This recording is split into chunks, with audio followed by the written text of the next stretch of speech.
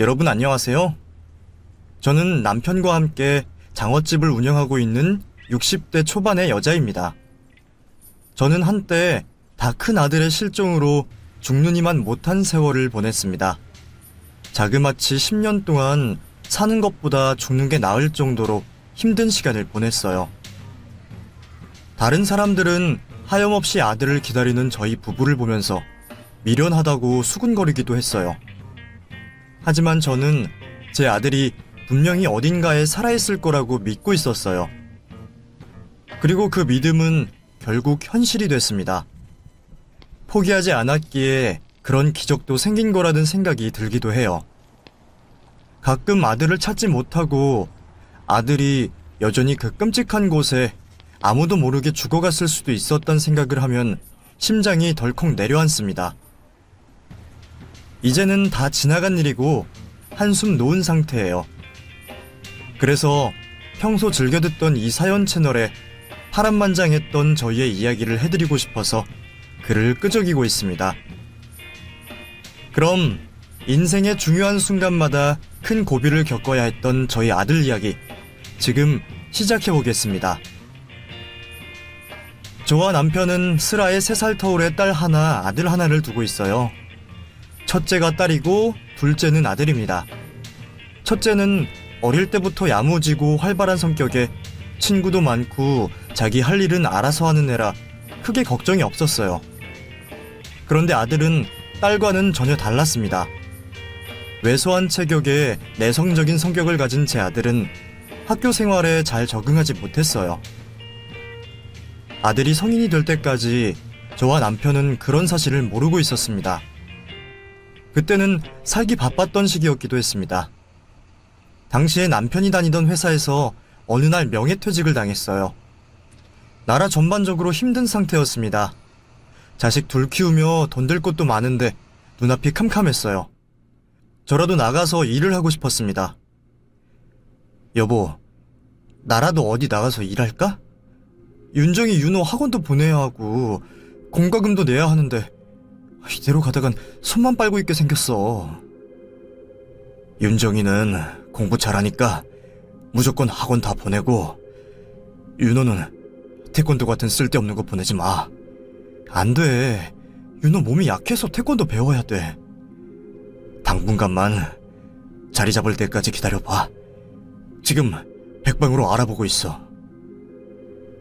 제가 그런 말을 하자 남편은 다 계획이 있다며 조금만 기다려달라고 했습니다. 당시에는 직장을 다시 구하기도 어려웠던 시절이었어요. 그래서 퇴직금으로 남편과 저는 자영업을 하려고 했습니다. 분식집을 차리기로 했어요. 평소에 남편이 라면을 좋아해서 라면에는 나름대로 일가견이 있는 사람이었습니다. 저는 아이들 소풍 갈 때 김밥을 싸주면 항상 주변 엄마들에게 칭찬을 받았어요. 그래서 참 무모하게도 작은 분식집을 차렸습니다. 첫 끝발이 개끝발이라고 하더니 희한하게 분식집 시작하고 한동안은 문지방이 닳게 손님이 많았습니다. 덕분에 남편과 저는 한시름 놓았어요. 그리고 이대로만 유지하면 좋겠다고 생각했습니다. 하지만 반년 만에 저희 가게는 대형 프랜차이즈 분식집에 밀려났습니다. 손님은 없고 파리만 날리자 지체할 수 없이 가게를 접어야 했어요. 그때는 사는 게 바쁘다는 핑계로 아이들을 정성껏 돌보지 못했습니다. 그 시기쯤부터 이미 아들은 질 나쁜 아이들에게 괴롭힘을 당하고 있었는데 그걸 알아차리지 못한 거예요. 가끔 아들 얼굴이나 몸에 상처가 발견되면 제가 물었습니다. 윤호야, 너 몸이 왜 그래? 긁히고 멍들고 애들이랑 싸웠어? 아니요. 체육 시간에 축구하다가 바닥에서 굴렀어요. 조심 좀 하지. 약 발라줄게. 이리 와. 괜찮아요. 제가 알아서 할게요. 그때는 중학생이던 아들이 사춘기가 왔다고 생각했어요. 아들은 저와 남편이 걱정할까봐 혼자 속으로 앓고 있었던 모양이었습니다. 안 그래도 내성적이고 왜소했던 제 아들은 점점 더 어두워지기만 한 거였어요. 그런 걸 몰라준 게 두고두고 미안하고 후회가 됐습니다. 어찌됐든 당시 남편과 저는 요식업을 하기는 둘 다 경험이 너무 없어서 실패했다는 생각을 지울 수 없었어요. 그래서 경험을 쌓기 위해 남편은 식료품 납품 배달 일을 하고 저는 식당에서 주방 보조로 일했습니다. 남편도 저도 어깨너머로 배우는 게 많았습니다. 저희 부부는 다시는 가게 운영을 실패하고 싶지 않았어요. 얼마 후에 남편 고향 친구가 장어 양식을 한다는 이야기를 들었어요. 싼 값에 납품해주겠다는 제안이 들어왔습니다. 워낙 보양 음식으로 장어를 좋아했던 남편은 장어구이집을 하자고 했어요. 윤호 엄마, 우리 장어집 하자. 장어에 소주 한잔 하는 직장인들 대상으로 해보자. 나 자신 있어. 정말이야? 정말 자신 있어? 난 또 실패할까봐 무서워. 이제 우리 윤정이도 대학 가는데. 실패 안 해. 그리고 윤정이 걔는 지가 알아서 잘하는 애인데 뭐 우리 잘 되려고 돈 벌어? 애들 잘 키우려고 버는 거지. 아무튼 연구 좀 하고 시작하자. 저는 장어구이와 어울릴 양념장과 반찬을 만들었고 남편은 좋은 통통하고 신선한 장어를 가지고 장사를 시작했습니다. 장어집을 하면서 어쩐지 남편도 저도 자신감이 있었어요. 딸은 전액장학금을 받고 약대에 들어갔습니다. 아들은 고등학교를 다니면서 중상위권 성적을 유지했어요. 그런데 무슨 이유인지 수능 시험을 망치는 바람에 재수를 하게 됐습니다.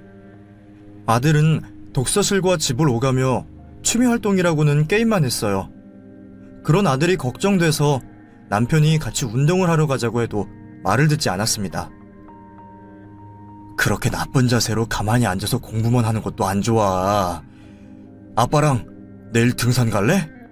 당신도 같이 가고. 그래, 윤호야. 엄마랑 아빠랑 바람 쐬러 가자. 엄마가 맛있는 도시락 싸서 가면 되겠다. 저와 남편이 신이 나서 말했지만 아들은 고개를 절레절레 저었습니다. 저는 공부할게요. 두 분 다녀오세요. 그렇게 소심하고 집에 있는 것만 좋아하는 아들을 보며 남편과 저는 안타까웠습니다. 아들에게 무슨 사정이 있는 줄도 모르고 친구도 없이 혼자 공부하면서 많이 힘들어 보이기만 했어요. 저희 딴에는 아들과 여행이나 운동 등 여가 시간을 같이 보내려고 해도 항상 시큰둥한 반응이었습니다. 그렇게 혼자 틀어박혀서 재수한 끝에 아들은 4년제 대학 경영학과에 입학했습니다. 딱히 하고 싶은 게 없었는데 성적 맞춰서 경영학과에 입학한 것 같았어요. 아들은 집에서 통학했습니다. 대학을 다니면서 아들은 처음으로 친구들도 사귀고 전에 없이 표정이 밝아졌습니다. 윤호야, 학교 생활 어때? 재밌어? 네, 탈춤 동아리 가입했는데 너무 신나고 재밌어요. 그래? 어쩐지 우리 아들 요즘에 건강해 보이더라. 티났어요? 저 이제 체력 관리 좀 해야겠어요. 엄마 아빠, 시간 날 때 저랑 등산 가요. 소심하고 어둡기만 하던 아들이 씩씩하게 먼저 등산을 가자고 하니 저는 뜰 듯이 기뻤어요. 눈치를 보아하니 여자친구도 사귀는 것 같았어요. 그렇게 새내기 생활을 잘 보낸 후에 2학년이 되면서부터 또 아들이 침울한 표정으로 다니기 시작했어요. 동아리 활동도 그만둔 모양이었습니다. 그리고 다시 예전처럼 말수도 적어주고 학교 수업에도 잘 가지 않았습니다. 그리고 어느 날 갑자기 휴학을 하고 군대에 가겠다고 선언했어요. 엄마 아빠, 저 휴학하고 군대 갔다가 올게요. 갑자기 군대를 가겠다고? 3학년 마치고 가기로 했잖아. 왜? 무슨 일 있어? 그냥 어차피 갈 거 빨리 다녀오려고 해요. 그래도 너무 갑작스럽네. 제가 서운해하자 남편도 빨리 다녀오는 게 차라리 낫다고 했습니다. 아들은 22에 군대에 갔어요. 내심 아들이 군대에 다녀와서 좀 더 몸도 마음도 건강해졌으면 좋겠다는 생각도 했습니다. 그렇게 군대를 보내놓고 저와 남편의 장어구이 가게는 자리를 잡아갔어요.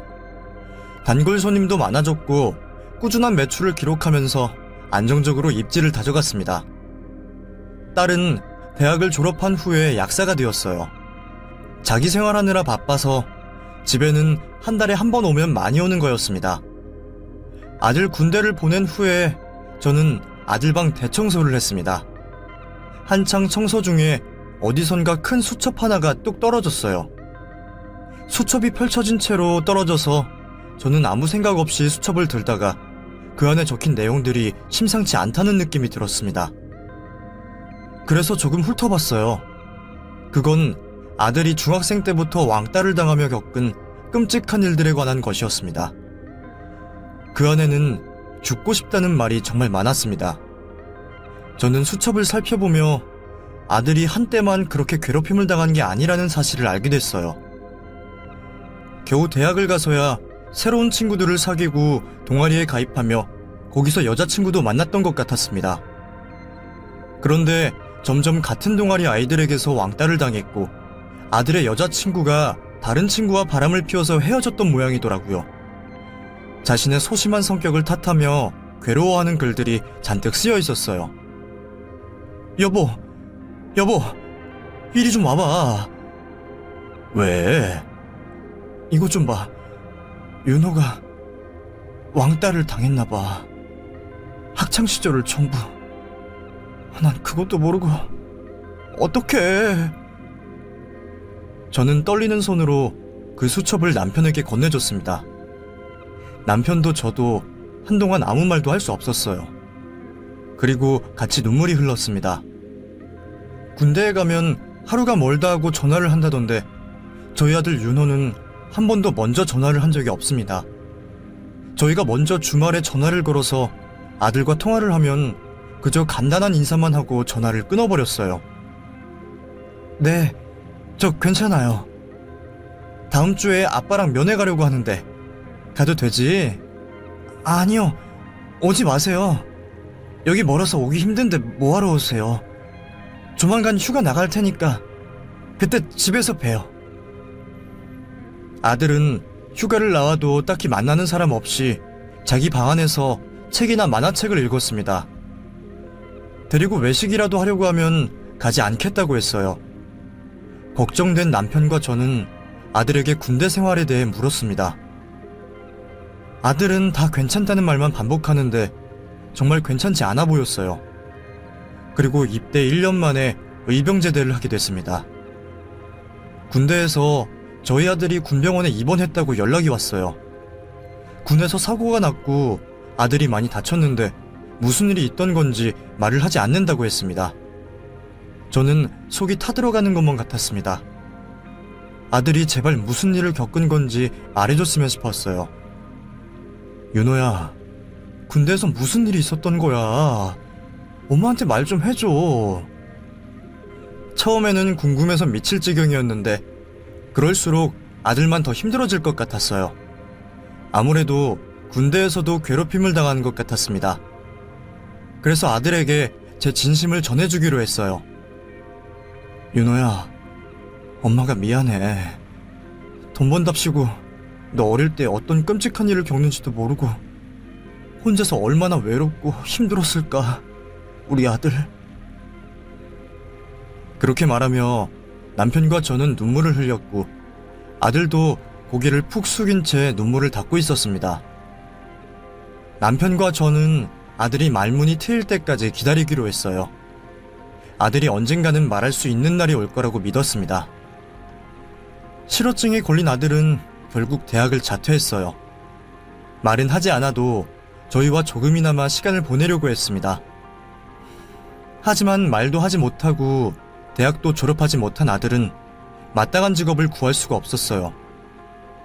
외출도 거의 하지 않아서 몸은 더 야위어만 같습니다. 이렇게 지내다가는 정말 큰일 날 것 같았어요. 그러다가 딸이 결혼한다고 사위를 데리고 가게로 인사를 왔습니다. 엄마, 윤호는 아직도 그러고 있어? 그렇지 뭐. 안 되겠다. 걔 밥은 먹어? 내가 가서 데리고 올게. 딸은 사위와 함께 집으로 가서 쭈뼛대는 아들을 데리고 가게로 왔습니다. 아들이 가게에 온 게 얼마 만인지 모르겠더라고요. 윤호야, 너 뭐라도 좀 먹어. 이제 여름이니까 보양식 먹자. 엄마 아빠가 장어 가게 하는데 아들이 이렇게 말라서 되겠니? 딸이 말했고 사위가 저희 아들에게 따뜻한 미소를 지으며 거들었습니다. 이거 어머님, 아버님, 그리고 처남 드시라고 제가 영양제 좀 몇 개 챙겨왔어요. 하루에 한 번씩 꼭 드세요. 그러자 제 아들이 고개를 숙이며 감사 인사를 표현했습니다. 그 모습에도 저는 속으로 감격했습니다. 자존감이 땅에 떨어진 아들이 극복하기를 바랬거든요. 그리고 얼마 후에 딸은 결혼식을 올렸어요. 아들은 누나의 결혼 이후로 뭔가 느낀 바가 있는지 시키지도 않았는데 가게에 나와서 열심히 일손을 돕기 시작했어요.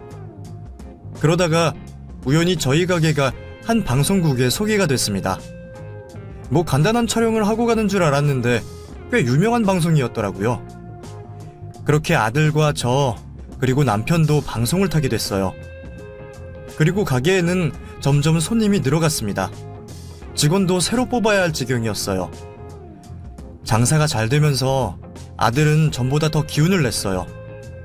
밥도 삼시세끼 꼬박 잘 챙겨 먹고 혼자 공원에 가서 운동도 하면서 눈에 띄게 건강해졌습니다. 실어증은 잘 나아지지 않았어요. 하지만 아들과 휴대폰 문자로 많은 대화를 나눴습니다. 나중에는 웃음소리도 들리고 간단한 단어 정도는 소리내어 말하게 됐어요. 하지만 쉰 목소리가 나고 발음이 정확하지는 않았어요. 그래도 조금씩 나아지고 있다는 증거라서 행복했습니다. 그리고 문제의 며느리를 만나게 된 그날, 아들은 조금 일찍 퇴근하고 공원을 좀 뛰다가 집에 들어온다고 했던 날이었어요. 공원 갔다가 집 갈게요. 그래. 엄마랑 아빠는 정리하고 천천히 갈게. 운동하고 집에 가 있어. 네. 남편과 마감을 마치고 가게 셔터를 내리고 집에 가려는데 아들이 웬 여자의 부축을 받으며 가게로 걸어오고 있었습니다. 아들 얼굴은 누구한테 맞은 듯 퉁퉁 부어 있었고 아들을 부축하고 온 아가씨도 무릎에서 피가 나고 있었어요. 윤호야, 이게 무슨 일이야? 다쳤어? 엄마, 그게... 그리고 옆에 있던 여자가 아들 대신 당차게 저에게 말했습니다. 안녕하세요. 이분이 공원에서 불량배들한테 당하고 있었어요. 아무튼 지금은 괜찮으니까 전 이만 가볼게요. 그리고 뒤돌아서는데 아들이 그 여자의 팔을 붙잡으며 고맙다는 말을 했어요. 저는 일단 가게에 있던 소독약으로 그 아가씨 무릎을 닦아줬습니다. 아휴, 상처가 꽤 깊네. 우리 아들 도와준 거 맞죠? 고마워요. 아가씨도 무서웠을 텐데. 제 말에 그 아가씨는 수줍게 고개를 끄덕이기만 했습니다. 근데 아가씨, 옷을 왜 이렇게 춥게 입었어? 일교차도 심한데. 따뜻하게 입고 다녀야지. 제 말에 그 아가씨는 울음을 빵 터뜨렸습니다. 그리고는 자기가 겪은 일에 대해 술술 털어놨어요. 자기는 보육원에서 자랐는데 성인이 되어 할 수 있는 게 없었대요. 어쩌다 몹쓸 놈들을 만나서 이용만 당하다가 도망쳐 나왔다고 했습니다. 이 세상에 절 도와줄 사람은 아무도 없어요. 전 태어나서부터 혼자였어요. 그 말에 가슴이 짠하더라고요. 저희 가족도 아들이 학교폭력을 당한 경험이 있기에 그 마음을 조금은 이해할 수 있었습니다. 그럼 아가씨, 지금 어디서 지내요? 보호센터에 있었는데 거기까지 찾아와서 도망쳐 나왔어요. 어디 가는 버스인 줄도 모르고 갈아타다 보니 여기까지 왔고요. 아들과 남편 그리고 저는 눈빛을 주고받았습니다. 모두 그 아가씨를 돕고 싶은 마음이었어요. 그래서 아가씨에게 저희 집에서 지내도 된다고 말했습니다. 당장 돈도 없고 갈 곳도 없을 텐데 우리 집에 방 하나 남는 거 있어요. 일단 거기서 지낼래요? 정말요? 정말 그래도 돼요? 당연하지. 우리 아들 도와준 은인인데 우리도 도와야지. 감사합니다. 정말 감사합니다. 당시에 저희는 가게 근처 연립주택에 살고 있었거든요. 집으로 가기 전에 국밥집에 들러서 밥을 먹이는데 얼마나 굶었는지 정신없이 퍼먹었습니다. 그래서 한 그릇 더 시켜줬더니 싹싹 비우더라고요. 이제 살겠다. 아이고, 얼마나 굶었으면. 아주머니, 아저씨, 그리고 오빠, 제가 이 은혜 나중에 꼭 갚을게요. 저 일단 일 구하고 돈 벌어서 1년 내로 나갈게요. 그동안만 잘 부탁드립니다. 너무 불편하게 생각하지 말고 아가씨 편한 대로 해요.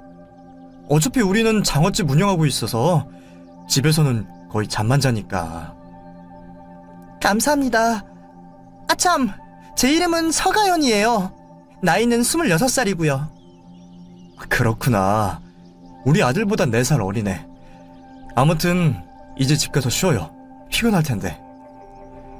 그날 저녁에 아들은 저에게 장문의 문자를 보냈습니다. 그 여자를 공원에서 자주 마주쳤다고 했어요. 마주치면 항상 웃어줘서 기분이 좋았는데 말을 걸기 어려웠다면서요. 그런데 아들이 그날 공원에서 술 취한 불량배들과 부딪혔대요. 그놈들이 욕하며 시비를 거는 바람에 둘러싸여 오도 가도 못하고 있었다고 했습니다. 야, 사과해. 어쭈 씨, 사과하라고! 왜 말이 없어 이 새끼야! 그러고 있는데 학교폭력을 당하던 그 시절이 떠올라서 숨이 콱 막히고 쓰러질 듯이 어지러웠다더라고요. 그러던 찰나에 그 아가씨가 나타나서 소리를 꽥 지르며 아들을 구해준 겁니다. 문자만 봐도 아들이 얼마나 감격했는지 알 수 있었어요. 단 한 번도 그런 위험한 상황에서 도움을 받은 적이 없는데 처음으로 저보다 작고 왜소한 여자가 구해준 것이라 너무 고맙다고 했어요. 그리고 다음 날부터 그 아가씨는 일자리를 구하러 다녔습니다. 하지만 일주일이 지나도록 일할 곳을 구하지 못하고 얼굴에 근심이 가득했어요. 결국 가족회의 끝에 그 아가씨를 저희 장어가게 홀서빙 아르바이트를 할 수 있게 해줬습니다. 평소에 외모를 가꾸는 일에 아무 관심도 없던 아들은 옷도 깔끔하게 입고 머리도 예쁘게 다듬기 시작했어요. 그리고 다른 때보다 웃음이 많아졌습니다. 그 아이는 아들이 말을 잘 못해도 천천히 기다려주면서 대화를 이어가더라고요. 아들이 입으로 말하려고 노력하고 발음도 조금씩 나아지고 있었어요. 그렇게 화기애애하게 저희 집에 산 지 5개월이 지났고 아들은 그 아가씨와 결혼을 하겠다고 선언했습니다. 엄마, 아빠, 저 가연이랑 결혼... 오빠랑 저 결혼하고 싶어요. 저와 아무것도 없는 고아 출신이지만 오빠랑 어머님, 아버님 덕분에 살고 싶은 힘을 얻었어요. 오빠 보필하면서 열심히 살게요. 저 받아주실 거죠? 그 애가 제 아들과 손을 맞잡고 그런 말을 하는데 아들의 미소가 그 어느 때보다 행복해 보였습니다. 5개월 동안 지켜보니 애가 배려심도 많고 성실하고 밝고 싹싹해서 제 아들 윤호와 좋은 짝이 될 수 있을 것 같았어요. 그렇게 그 아이와 제 아들은 만난 지 1년 만에 결혼식을 올렸습니다. 집을 따로 구해주고 싶었는데 며느리는 같이 살고 싶다고 했어요. 저 가족이라는 게 이렇게 따뜻한 건지 처음 알았어요. 1년 동안만 돈 열심히 모아서 분가할게요. 그래도 되죠? 그년이 얼마나 새까만 속내를 가지고 있는 줄도 모르고 가족이 생겨 행복하다는 그 아이의 말에 저는 그만 홀랑 넘어갔네요. 지금 생각해보면 꼬리가 9개 달린 불려우가 따로 없었습니다. 의심 하나 들지 않도록 완전히 저희 가족을 홀려버렸거든요. 1년이고 10년이고 있고 싶은 만큼 있어도 돼. 같이 살면 너희가 불편할까봐 걱정이지. 우리는 아무래도 상관없어. 정말요? 고마워요, 어머니. 그리고 결혼식 후 아이들은 바로 신혼여행을 가지 않고 그 다음 달에 외국 휴양지로 여행 예약을 해뒀어요. 그렇게 한 달 동안 함께 살면서 별다른 문제는 없었습니다. 그런데 가끔 진상 손님이 오거나 화가 날 일이 생기면 며느리 말투나 억양이 달라질 때가 있었어요. 이거 미친 종자 아니야. 술 처먹으면 곱게 가야 될 거 아니니? 뭐야 이년은? 너 조선족이야? 말투가 왜 이래? 손님이 그렇게 윽박을 지르면 며느리는 그 손님을 죽일 듯이 노려보며 유리 조각이 날아갈 정도로 컵을 바닥에 내리꽂았습니다. 다시 한번 말해봐라, 이 종갓나 새끼야. 뭐야? 그러면 저희 남편이 가서 손님을 진정시키고 저는 며느리를 부엌으로 데리고 갔습니다. 부엌에 가서도 화가 가라앉지 않아서 홀에 있던 손님들에게 소리를 버럭버럭 질렀어요. 그리고 제가 놀란 표정으로 바라보면 이내 눈물을 흘렸습니다. 제가 강원도 쪽에 살았던 적이 있어서 사투리가 나오는데 조선 쪽이니 뭐니 너무 속상해요. 너도 알겠지만 장사하다 보면 별의별 진상 다 있어. 취해서 저러는 거니까 너도 괜히 같이 흥분할 거 없어. 네, 죄송해요. 네가 스트레스가 많이 쌓인 모양이다. 그래서 그런데 저희 가려고 했던 신혼여행 좀 앞당겨도 될까요? 오빠랑 좀 쉬고 오고 싶어요. 오빠도 많이 지친 것 같고. 그래, 그럴래? 내가 눈치가 없었네. 여행 가서 푹 쉬다가 와. 그리고 그 주 주말에 아들과 며느리는 여행 갈 짐을 쌌습니다. 2주 동안 제주도로 여행을 간다고 했어요. 환한 미소로 아들 부부가 인사했습니다. 엄마, 아빠, 저희 다녀올게요. 어머님, 아버님, 전화 드릴게요. 저희 여기저기 섬 구경할 거예요. 전화 안 터질 수도 있으니까 너무 걱정 마시고요. 며느리는 신이 나서 그렇게 말했고 남편과 저는 잘 다녀오라며 공항까지 바래다 줬습니다. 그 후로 10년이나 아들을 못 보게 될 줄은 상상도 하지 못한 채 말이에요. 며느리와 아들이 여행을 떠나고 이틀째까지는 잘 있다는 문자가 왔어요. 워낙에 아들은 문자로 대화하는 편이었고 며느리는 그때까지 휴대폰이 없었습니다. 하도 붙어 지내다 보니 휴대폰이 필요하지 않다고 했어요. 그렇게 일주일 여행 동안은 문자도 오고 전화도 오고 여행 사진도 보내줬습니다. 즐겁게 지내고 있는 것 같아서 아무 걱정이 없었어요.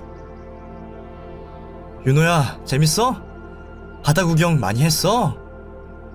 네, 조금 멀리 왔어요. 멀리? 네, 바다만 보여요. 제주도가 섬이니까 바다가 보이겠지. 네, 또 전화할게요. 그 대화에서 저는 딱히 이상한 점을 느끼지 못했습니다.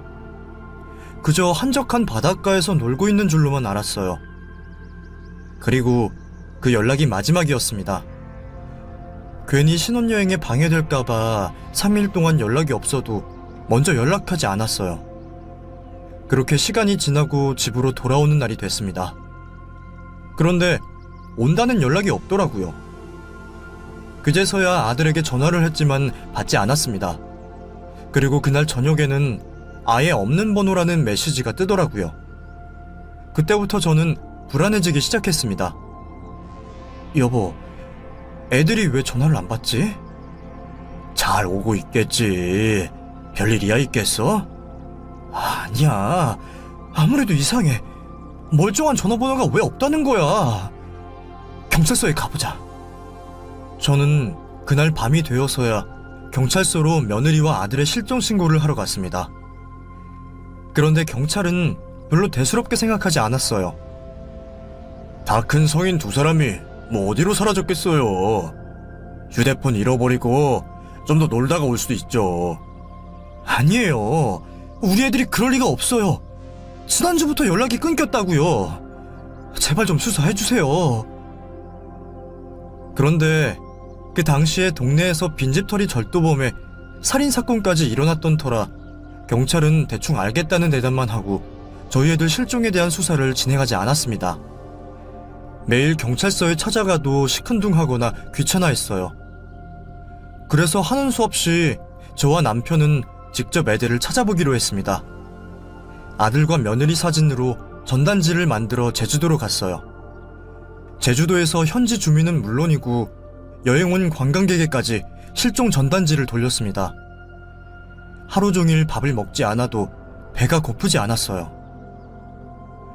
이것 좀 봐주세요. 저희 아들 부부입니다. 한 번만 유심히 봐주세요. 사람들은 전단지를 받지도 않고 지나가거나 받아도 쓰레기통에 버리기 일쑤였어요. 여보, 애들 무사하겠지? 전화기를 잃어버려서 기억이 안 나서. 근데 그럴 리가 없잖아. 아니야. 당신 자꾸 딴 생각하지 마. 애들 잘 있을 거고 찾을 수 있어. 우리가 정신 바짝 차려야지. 자꾸 나쁜 생각만 들고 어디에 있든 제발 무사하기만을 바랬습니다. 자꾸 시간만 지체되고 제 아들 부부에 대한 흔적은 어디에서도 찾을 수 없었습니다. 한 달이 지나서야 아들이 가지고 있던 통장이 생각나서 경찰에 수사를 요청했어요. 그제서야 본격적으로 수사가 진행됐어요. 그런데 아들 통장에 들어있던 거금은 이미 싹 빠져나가 있었고 돈을 찾은 현금 지급기에 남은 CCTV 영상은 삭제된 후였습니다. 아이고, 우리 아들 도대체 어디로 간 거야? 모든 수사가 너무 늦게 진행된 터라 흔적을 찾을 수가 없었어요. 바람처럼 사라져버린 겁니다. 그리고 놀라운 사실을 알게 됐어요. 제 며느리의 이름으로 검색을 했는데 며느리 나이와 인상착의가 비슷한 사람을 찾을 수가 없었습니다. 아무래도 서가연이라는 사람의 명의를 도용해서 썼던 것 같네요. 주민등록증이 말소된 사람이었나봐요. 뭐라고요? 며느리가 우리를 속였단 말씀이에요? 혼인신고도 하러 갔는데. 혼인신고 된 게 없는데요. 그 말을 듣고 하늘이 무너지는 것 같았어요. 철석같이 믿었던 며느리가 우리 아들을 빼돌린 납치범이라는 생각을 할 수가 없었습니다. 며느리가 나쁜 사람이라고 해도 아들이 며느리보다 덩치도 컸으니 끌려갔을 리가 없다고 생각했어요. 그렇게 믿고 싶었던 건지도 모르겠습니다. 가연이가 그럴 리가 없어. 그 불쌍한 애가 그냥 깡패놈들한테 걸려서 어디 숨어있나 보다. 제가 그렇게 횡설수설 말을 하면 남편은 옆에서 깊은 한숨을 내쉬었습니다. 아무튼 저와 남편 그리고 딸과 사위까지 동원돼서 전국 방방곡곡을 떠돌아다니며 현상금을 건 전단지를 돌렸습니다. 하지만 어느 곳에도 흔적을 찾을 수가 없었어요. 가끔 제보 전화가 와서 확인해보면 다른 사람과 착각한 거나 장난 전화였습니다. 딸은 가끔 저에게 포기하라고 말했어요. 엄마, 벌써 5년째야. 경찰도 못 찾고 손 놨는데 엄마가 어떻게 찾는다고 이래. 그냥 보내주자. 보내주긴 누굴 보내줘. 뭐 장례라도 치르자는 거야? 너 미쳤어? 우리 윤호 어디서 잘 살고 있을 거야. 사고로 기억을 잃어서 우리를 못 찾고 있는 거라고. 윤호야, 윤호야, 엄마가 이렇게 애타게 찾는데 제발 좀 돌아와라. 시간이 많이 지나도 아들 이야기가 나오면 눈물이 쏟아졌어요. 어떤 부모가 생사도 모르고 사라진 자식을 포기할 수 있겠습니까? 딸과 사위는 지쳐갔고 저와 남편은 끝까지 포기할 수 없었습니다. 혹시나 가게나 집으로 찾아올까봐 아들이 실종된 10년간 집도 가게도 이전하지 않고 꾸준히 한 군데서 장사하고 살았어요. 그리고 일주일에 한 번씩 휴문 날에는 남편과 따로 다른 지역에 가서 전단지를 돌렸습니다. 10년이 지나 저도 남편도 나이가 들어감에 따라 점점 체력도 예전만 같지 않은데 아들을 찾을 수가 없어서 언제까지 이렇게 기다려야 하는지 애만 타들어갔습니다. 10년이면 강산이 변한다는데 우리 아들은 어디서 뭘 하고 있는 걸까? 가연이 그년 지금 생각해보니까 하나부터 열까지 다 수상해. 제가 그런 말을 하면 남편은 한숨을 푹 내쉬며 말했습니다. 아휴, 정말 걔가 우리 윤호를 데려다가 어떻게 한 걸까? 아니야. 아닐 거야. 남편도 저도 정신적으로 육체적으로 피폐해져만 가던 어느 날이었어요. 그날은 몸살이 심해서 집에서 혼자 약 먹고 선잠을 자고 있었습니다. 그런데 따르르릉 하고 전화벨이 울렸어요. 휴대폰이 있어서 집 전화로는 웬만해선 연락이 잘 오지 않는데 전화벨이 울려서 깜짝 놀라 잠에서 깼습니다. 그리고 잽싸게 수화기를 들었어요. 여보세요? 엄마? 저예요. 저 윤호예요. 그 목소리를 듣는데 제가 꿈을 꾸는가 싶었어요. 윤호라고? 네가 윤호라고? 정말이야? 네, 엄마. 저 지금 땡땡 항구예요. 아무데도 못 가겠어요. 저 찾으러 올 거예요. 무서워요. 수화기 너머로 쉰 목소리로 그렇게 말하는데 틀림없이 제 아들이 맞았습니다.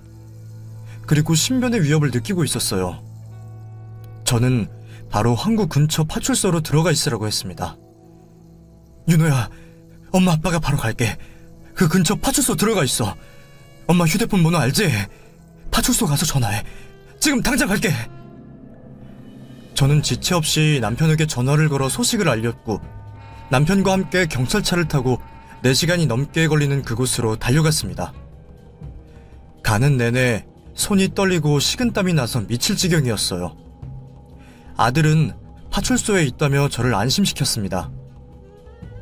그리고 도착한 파출소에서 저는 처음에는 제 아들을 알아볼 수 없었어요. 몇 년을 입었는지 다 뜯어지고 낡은 옷에 하얗게 삭발한 머리로 빼짝 마른 남자가 저를 보며 엄마라고 말했습니다. 그제서야 제 아들임을 알아채고 쏜살같이 달려가 끌어안았어요.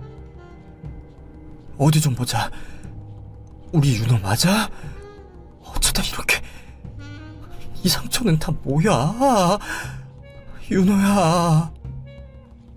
남편도 아들의 몸 이곳저곳을 살피며 많은 상처 자국을 발견했습니다. 그리고 아들은 치아도 다 썩거나 부러져 있었어요. 정말 처참한 모습이었습니다. 기운도 없고 목소리도 다 쉬어버린 아들이 종이에 글로 그간 있던 일을 이야기했어요. 가연이 걔가 한 말 다 가짜였어. 걔가 날 염전의 노예로 팔았어. 나 말고도 지적장애, 노숙자, 외국인들을 돈 벌게 해준다고 잡혀와서 그 섬에 있어. 구해줘야 돼. 그리고 아들은 섬에서 몰래 그려놓은 지도를 경찰에게 보여줬습니다. 경찰은 바로 수사에 들어갔어요. 그리고 얼마 후에 그 섬으로 들어가서 수십 명의 중년 남자들에게 회초리질을 하고 있던 염전 주인과 그의 아내 및 친척들을 현행범으로 체포했습니다. 우리나라에 그런 섬이 있다는 자체를 저는 모르고 있었어요. 집으로 돌아와 씻고 진정한 아들이 아무에게도 문을 열어주지 말라고 떨면서 말했습니다. 분명 날 찾고 있을 거야. 도망쳤다가 죽은 사람도 봤어. 그 섬에 시체가 많아. 어떻게 그런 일이... 아니, 가연이 그녀는 도대체 정체가 뭐야? 조선족, 불법 체류하면서 깡패들이랑 무리지어 다니고 그놈들이랑 같이 짜고 노숙자나 연고 없는 사람들한테 일 준다고 꼬셔서 거기로 데리고 간 거야. 아들은 신혼여행에 갔다가 며느리가 섬으로 들어가자는 말에 아무 의심 없이 보트를 타고 외딴 섬으로 들어갔다고 했습니다. 그런데 아들을 데리고 간 곳에서 기다리고 있던 건 흉악한 범죄자 놈들이었던 거예요. 며느리는 웃으며 그놈들에게 아들을 넘기고 돈을 챙겨서 떠났다고 했습니다. 창고에 갇힌 아들은 폭력을 당하며 염전에서 일하는 법을 배우고 10년이나 그곳에서 갇혀 지냈다고 했어요. 일할 때를 제외하고는 거의 갇힌 채로 지냈는데 도망가려고 해도 사방이 바다라 도망갈 곳도 없었다고 했어요. 밥은 하루에 한 끼 개밥 그릇에 줬고 10년간 일하면서 단 한 푼도 받지 못했다고 했습니다. 듣고도 믿을 수 없는 이야기들이었습니다. 어딘지도 모르는 곳에서 그런 끔찍한 일을 당하며 10년이란 세월을 죽고 싶을 만큼 힘들게 보냈을 아들을 생각하니 눈물만 흘렸어요. 그래도 아들은 저희를 안심시켜 주려고 말했습니다. 엄마 아빠 생각하고 버텼어요. 아니었으면 저도 죽었을 거예요. 가연이 그녀는 어디로 간 거야? 본격적으로 경찰은 전 며느리 그 악마 같은 년의 몽타주와 사진을 각 지역 경찰서에 뿌리고 현상금 1,000만 원을 내걸었습니다. 그리고 어느 익명의 제보자에게서 연락이 왔어요. 그 여자 제가 압니다. 그년이 내 돈 훔쳐갔어요. 그냥 아주 악질이에요. 신고한 사람은 도망친 며느리와 같은 조선족이었어요. 최근까지도 연락을 했고 지금은 최윤하라는 가명으로 한국에서 지내고 있다고 했습니다. 그냥 얼굴도 싹 다 뜯어고쳐서 못 알아볼 거예요. 이거 내가 혹시나 해서 찍어놓은 사진인데. 며느리의 사진을 경찰에게 주었습니다. 며느리 얼굴은 정말 알아볼 수가 없었어요. 성형한 티가 많이 나는 얼굴이었는데 저희가 알던 그 모습은 하나도 찾을 수가 없었습니다. 염전 주인과 그의 일당은 묵비권을 행사했어요. 하지만 수사가 급물살을 타고 결국 도망쳐서 숨어 지내던 며느리 그년을 잡았습니다. 저희 가족은 그년의 면상을 보려고 경찰서에 갔어요.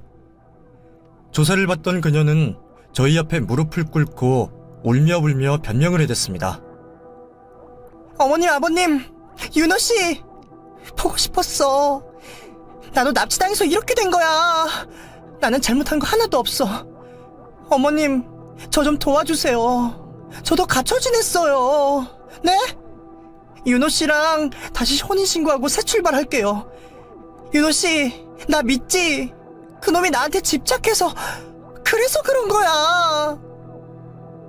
그년의 말을 다 들은 아들은 얼굴이 빨개져서 그년의 얼굴에 싸대기를 날렸습니다. 그리고 저는 그년에게 소리쳤어요.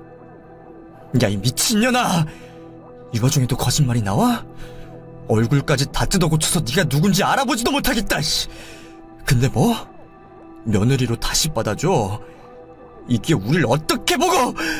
이 악마 같은 범죄자년아! 마음 같아선 머리카락을 다 뜯어버리고 싶었지만 주변 경찰의 만류로 그럴 수는 없었습니다. 대신 그년 얼굴에 침을 뱉었어요. 그렇게 경찰 조사가 진행됐고 아들과 갇힌 채 염전에서 일하던 피해자들을 모두 구할 수 있었습니다. 그 피해자들은 저희 아들에게 고맙다고 인사했어요. 고마워요. 고마워요. 우리 다 죽을 뻔했는데 고마워요. 아니에요. 다들 고생 많으셨어요. 그 말을 하면서 다들 눈물을 뚝뚝 흘렸습니다. 몇 년간의 재판이 이어졌고 염전 주인은 35년형을 선고받았어요.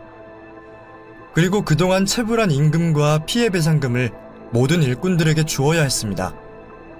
불쌍한 사람들을 속여 납치하고 염전에 팔아넘긴 전 며느리를 포함한 브로커 일당은 징역 10년형을 선고받았습니다. 너무 적은 형량이라서 항소를 했고 결국 최종적으로 15년형이 선고됐어요. 그 미친년은 저희 장옷가게 주소로 매달 아들과 저희 부부에게 편지를 보냈습니다. 5장에 걸친 편지 내용은 항상 비슷했어요. 자신의 불행했던 일생과 범죄자가 되어서도 죄책감에 시달렸다는 말이었습니다. 그리고 아들을 사랑했던 건 진심이었다는 말도 빼먹지 않았어요. 그냥 변명투성이의 글로 자기를 다시 며느리로 받아달라는 요구였습니다. 이게 지금 제정신이 아니구만. 어디 봐. 이거 윤호가 알면 큰일 난다. 잘 숨겨도 다시 다 되돌려 보낼 거야. 배은망덕한 년. 찢어 죽여도 모자랄 년. 그년 덕분에 한동안 입에서 욕이 떨어지지 않았습니다. 아무튼 그년이 편지를 보내며 매달리는 이유는 감옥에서 나오면 바로 중국으로 강제 출국되는 걸 피하려는 속셈이었습니다. 정말 또 속아 넘어갈 줄 알았나 봐요. 단전 깊은 곳에서 우라가 치밀어 올랐습니다. 반성은 하나도 없이 교묘하게 저희를 이용하려고 드는 걸 보면서 어처구니가 없었어요. 편지가 올 때마다 다시 감옥으로 되돌려 보냈습니다. 그리고 협박 편지로 신고해서 더 이상 저희 집으로 편지를 보내지 못하게 했어요. 저 다 잊고 새로 시작할 거예요. 그래, 네 나이 이제 40 겨우 넘었는데 아직 젊어. 뭐든 해보자, 윤호야. 네, 엄마 아빠. 다시는 걱정시키지 않을게요. 아들은 스스로도 재활에 열을 올렸습니다. 운동도 열심히 하고 말하는 연습도 꾸준히 했어요. 자격증 시험 공부를 해서 기술직으로 일도 하게 됐습니다. 아들은 실어증 이후 여전히 얇고 신 목소리가 나기는 하지만 이제는 평범하게 문장과 말을 구사할 수 있게 됐습니다. 딸이 쌍둥이 조카들을 낳아서 아들은 조카들과 놀아주며 일상을 되찾아갔어요. 조카가 그렇게 예쁘냐? 네, 너무 예뻐요. 저도 제 아이 낳을까요? 정말이야? 우리 아들 여자친구부터 만들어야겠네. 그 후로 아들은 선자리에 나갔습니다. 그리고 학교 선생님으로 일하고 있는 좋은 짝을 만나서 진지하게 사귀더니 지금은 결혼을 했어요. 그리고 아이도 낳았습니다. 저희 부부에게 이제 손주가 셋이나 되네요. 저희 부부는 5년만 더 가게를 운영하고 노후 생활을 즐기려고 계획 중입니다. 저희 가족에게 거친 모래바람과 태풍이 스치고 지나간 것 같아요. 지금 이렇게 평범하고 행복한 나날을 보내는 게 가끔은 기적처럼 느껴집니다. 앞으로도 올 소중한 시간들 무난하고 행복하게 잘 보내고 싶어요. 이런저런 일을 거치고 나니까 무엇보다 하루하루가 소중하게 느껴집니다. 여러분도 소중한 하루 행복하게 보내시길 바랄게요. 감사합니다.